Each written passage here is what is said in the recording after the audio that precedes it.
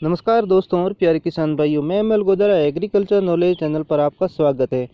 किसान साथियों, आज हम इस वीडियो में बताएंगे कि आप किस प्रकार सरसों की फसल में अच्छा उत्पादन ले सके बिना किसी रोग व बीमारी से, और आपको सरसों की फसल में आप पोषक तत्व है जो किस प्रकार से प्रबंधन करें, और कौन कौन से पोषक तत्व की आपके फसल में कमी है, कमी को किस तरह से आप पहचान करें, वो सरसों के फसल में कौन कौन से पोषक तत्व है जो वो देना जरूरी है। तो इस समय मौसम के साथ साथ कौन कौन सी बीमारियां व रोग होने का भी खतरा रहता है, वो इसकी रोकथाम किस प्रकार करें, सारी जानकारी इस वीडियो में। तो वीडियो जो पूरा जरूर देखें ताकि समझ में आ सके, और नए मेहमान से रिक्वेस्ट है कि चैनल सब्सक्राइब करके घंटी के निशान को जरूर दबाएं ताकि खेतीबाड़ी की हर प्रकार की जानकारी आप तक पहुँच सके। किसान भाइयों, ये आप सरसों की फसल देख सकते हैं, कितनी अच्छी ग्रोथ व इसकी फुटान आप देखें, कितने सारे फूल है, फलियां है, और हर पौधा जो ज़्यादा फलियों के कारण वजन से एक तरफ झुक गया है। काफ़ी अच्छा विकास है और फलियों में दाने का ग्रोथ भी काफ़ी अच्छा है। किसान साथियों, इस समय सरसों की फसल जो है महत्वपूर्ण स्टेज में पहुंच चुकी है। इस समय अच्छे तरीके से देखभाल करें। सरसों की फसल असिंचित क्षेत्र में आप इसकी बुआई जो सितंबर माह के आखिरी सप्ताह तक कर सकते हैं, और उत्तरी भारत में बुआई लगभग 15 अक्टूबर से 25 अक्टूबर तक जो की जाती है, और इसकी पछेती बुआई है जो 10 नवंबर तक भी कर सकते हैं। किसान साथियों, सरसों में पोषक तत्व की बात करें तो हम नाइट्रोजन, फॉस्फोरस और पोटास ही देना जरूरी समझते हैं, परंतु सरसों में सही ग्रोथ व अच्छा उत्पादन लेने के लिए लगभग हमें 16 तत्वों की ज़रूरत होती है। किसान भाई, आप पूरे जो तत्व फसलों में ना दें, उसमें आप देखें, परखने की कोशिश करें इसमें कौन कौन से तत्व की कमी है, किसकी आपको तत्व जो देना जरूरी है उस हिसाब से ही दे। ऐसा नहीं कि सारे के सारे तत्व दे सकते हैं आप। उस फसल में आपको परखना है, देखना है कौन से तत्व की कमी लग रही है आपको। सरसों में आप पोषक तत्वों को किस प्रकार से पहचान कर सकते हैं, कैसे पहचाने, तो बात करते हैं सबसे पहले हम नाइट्रोजन की।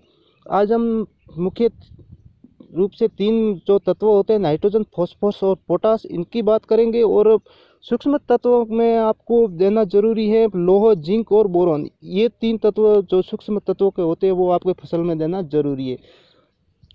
तो बात करते हैं नाइट्रोजन की, तो ये सिंचित क्षेत्रों में हम प्रति हेक्टर लगभग 80 से 100 केजी जो यूरिया देते हैं।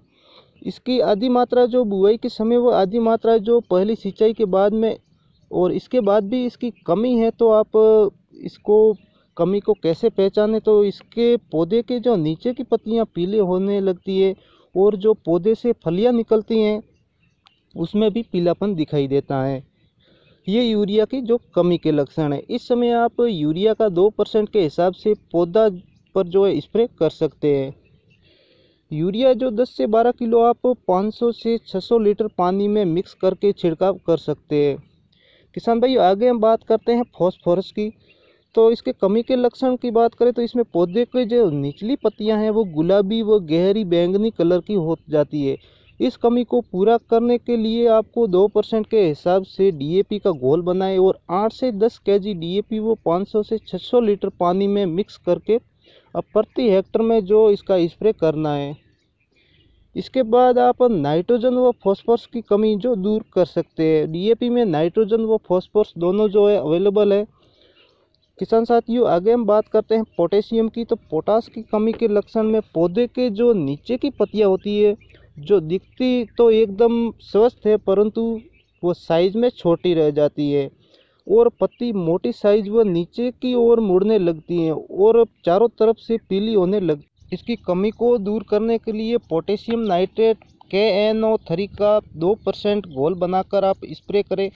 किसान भाइयों, इन तीन तत्वों को आप जो है 70 दिन तक भी NPK की कमी को दूर कर सकते हैं। किसान भाइयों, खास बात, सरसों एक तिलहनी फसल है, मतलब तेल निकलता है, और तेल की मात्रा को बढ़ाने के लिए सल्फर की मात्रा भी देना जरूरी होता है।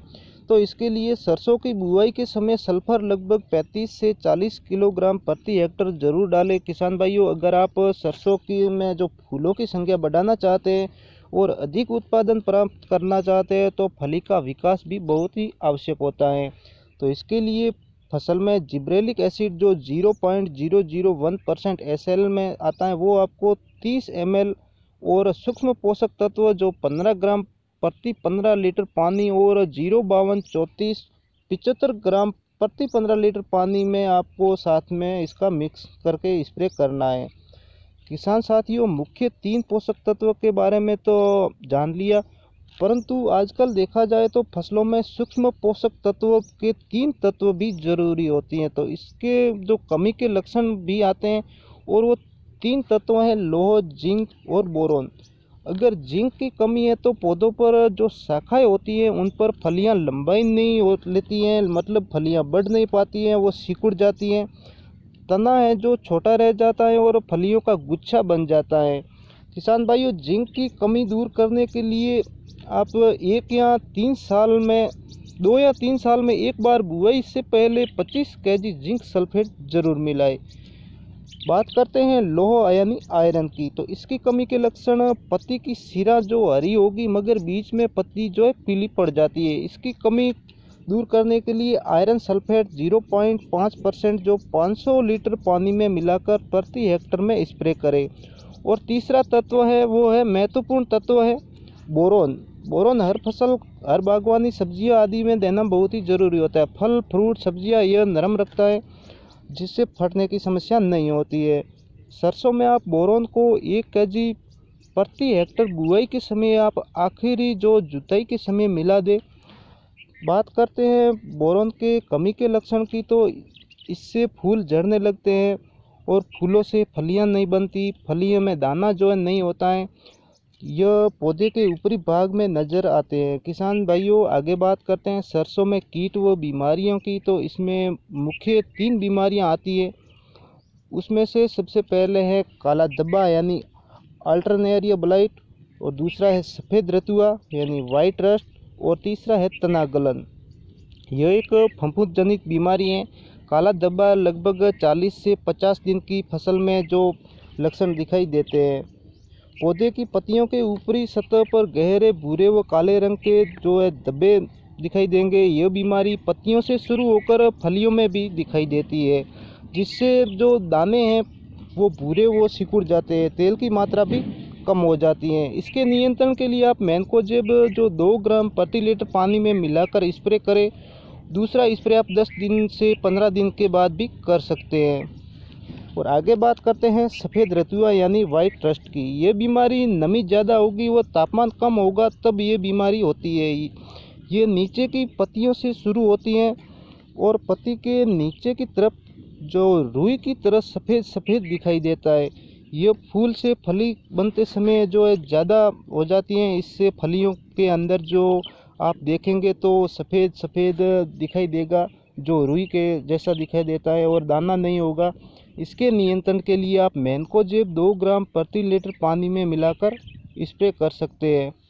अब बात करते हैं तना गलन की, तो इसका लक्षण 50 से 60 दिन में जो तने के निचले भाग में भूरे पत्ते दिखाई देते हैं।